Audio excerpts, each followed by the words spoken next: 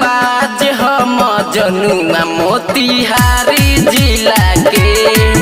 रंगबाज हम जनुआ मोतिहारी जिला के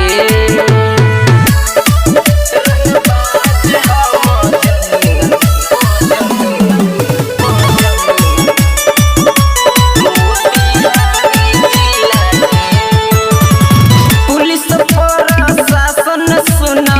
केहू नहीं बोली सुबह शाम घूमे लफुअन के टोली पुलिस प्रशासन सुना केहू नहीं बोली सुबह शाम घूमे लफुअन के टोली जाले जहाँ जहाँ सभे पूछला हाल के रंगबाज हम जनुआ मोतिहारी